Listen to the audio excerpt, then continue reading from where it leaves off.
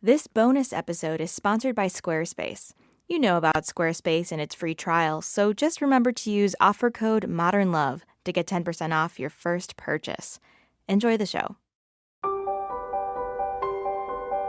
From the New York Times and WBUR Boston, this is a bonus episode of Modern Love.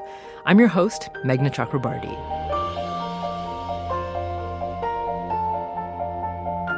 A couple of weeks ago on the podcast, actor Taissa Farmiga read Hannah Selinger's story, Friends Without Benefits. Here's a little refresher. Years later, he would confess to having loved me all along. But while I stood waiting for him to happen to me, he was always looking for the next best thing. I apparently made too good of a friend for him to justify anything more significant. Who was I anyway? A friend? A roommate? A drunken neighbor with nowhere to sleep? Did even I know who I was?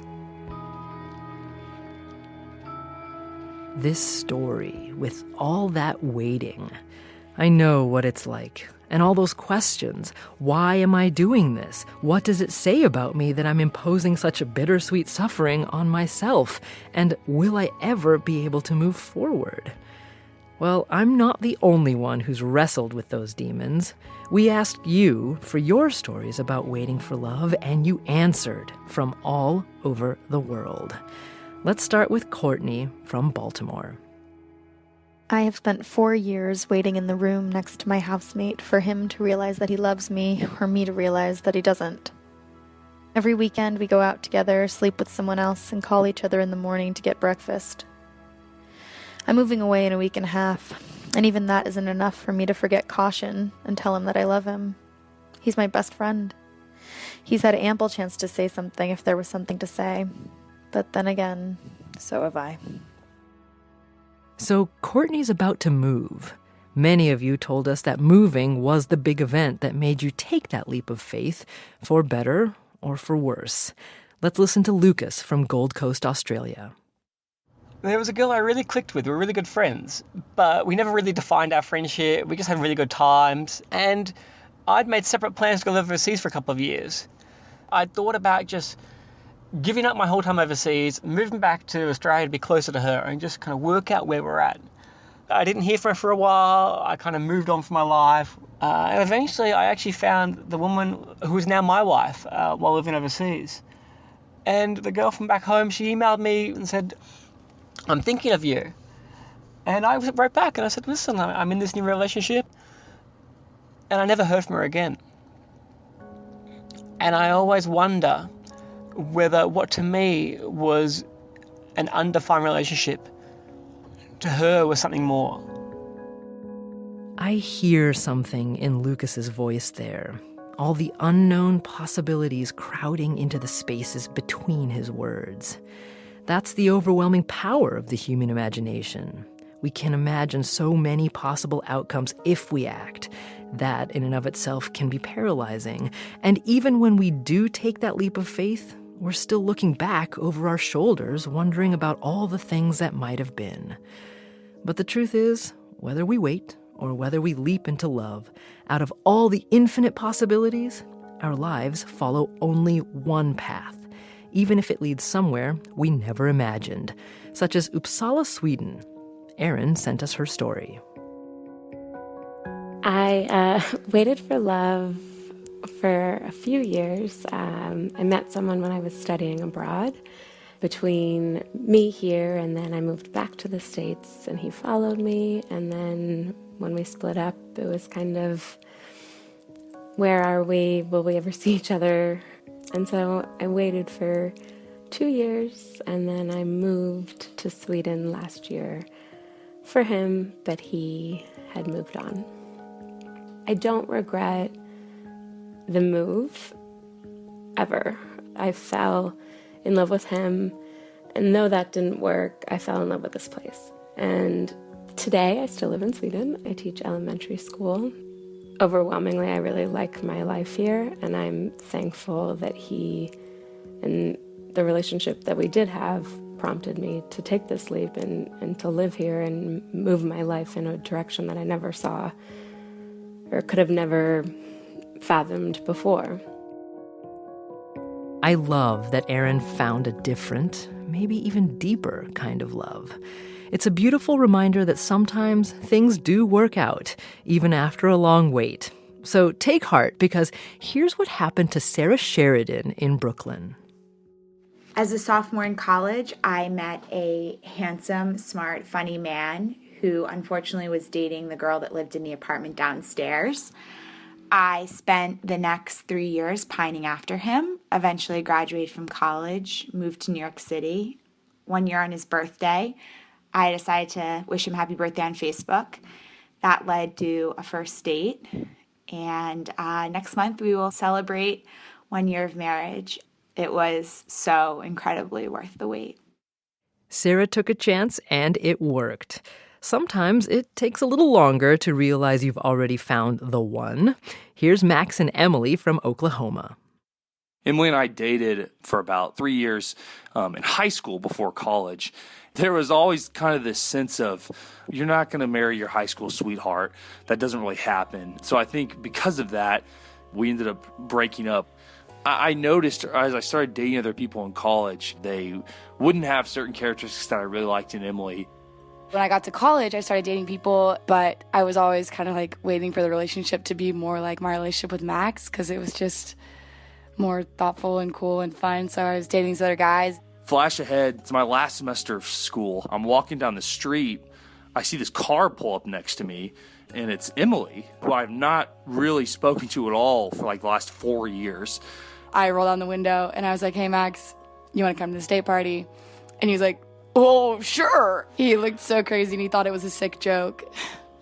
I want to go back and I wish I could say, like, yeah, I was totally waiting to get back together with Max, but I was really just waiting for something that was like as good as my relationship with Max, and everything was subpar. Maybe after actually a month, I was like, "Emily, I want to marry you." We were at a Sonic drive-in and I told her, and I think we both kind of agreed on that sentiment, and we got married 3 days ago, this past Saturday, and we're on our honeymoon in Portland right now. But life doesn't always have happy endings, of course, and you shared those stories with us too. Sometimes it's not about waiting for a relationship, it's about waiting within one.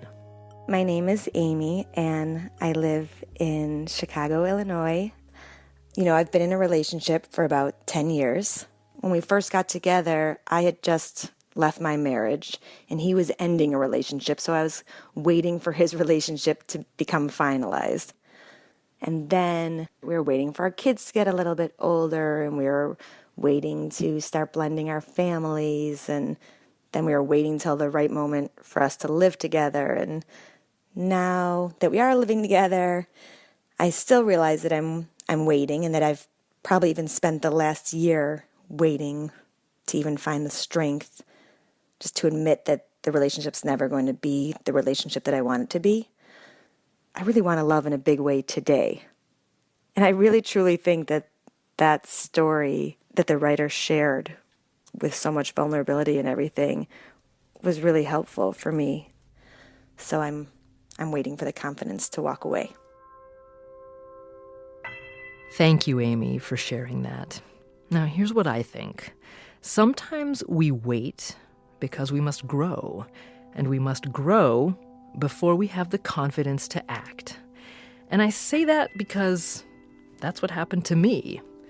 Now, I've been married for a while, but I made my husband wait for almost 10 years, and we were on separate continents for most of that time, by the way, and I also spent most of that time in a pretty deep depression, too. He was the love of my life, and I knew it. Being apart felt hollow, like hearing the echo of my own heart on the other side of the ocean. But for a bunch of reasons, I thought I had to do it, until one day, almost 10 years later, I was on the bus, leaning my head against a gray and very greasy window, and it hit me like a punch in the gut. I had to marry this man, and I couldn't waste another moment. Why it happened then, and why it happened so suddenly, I'll never know.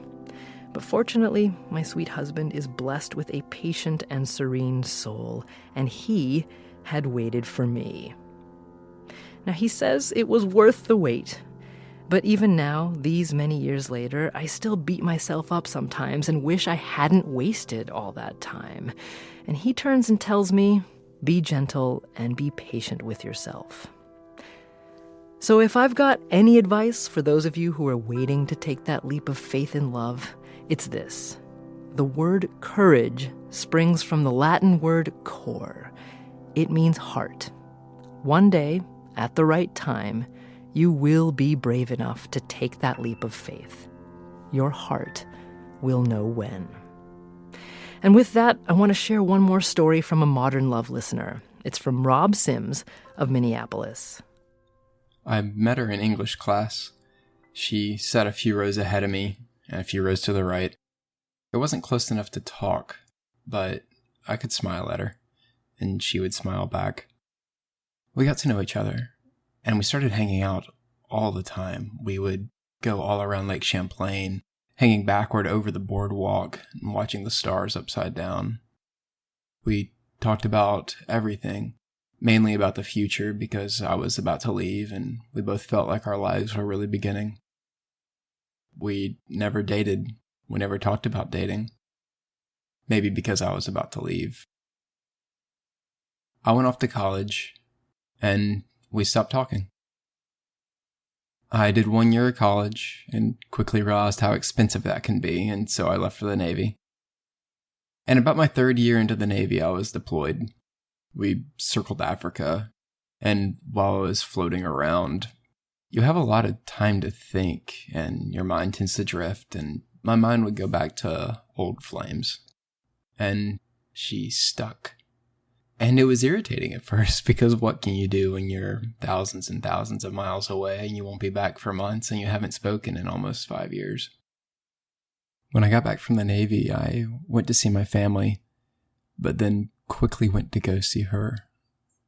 And I think we were both feeling each other out.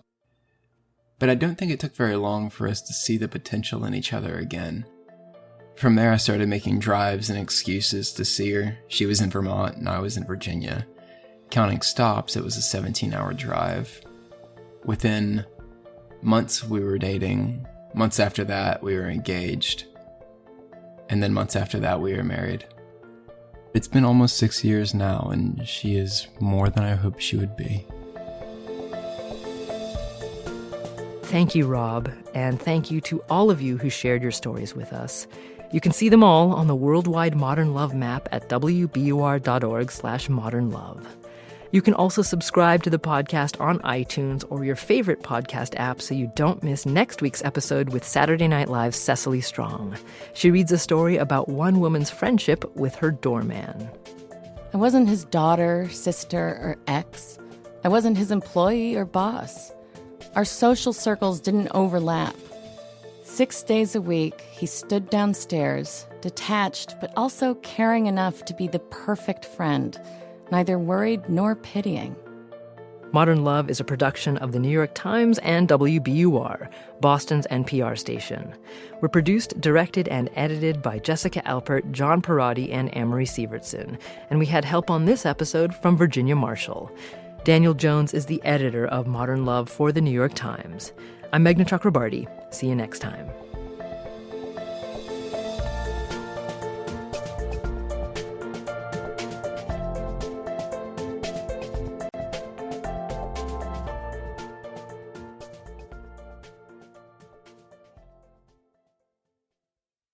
Know someone getting married? Squarespace can help them organize a whole wedding with a customized website, track RSVPs, publish all the details guests will need, and more. 24/7 support makes it easy. Go to squarespace.com and try out their easy-to-use templates. Start your free trial today and remember to enter offer code MODERNLOVE to get 10% off your first purchase. Thanks for listening.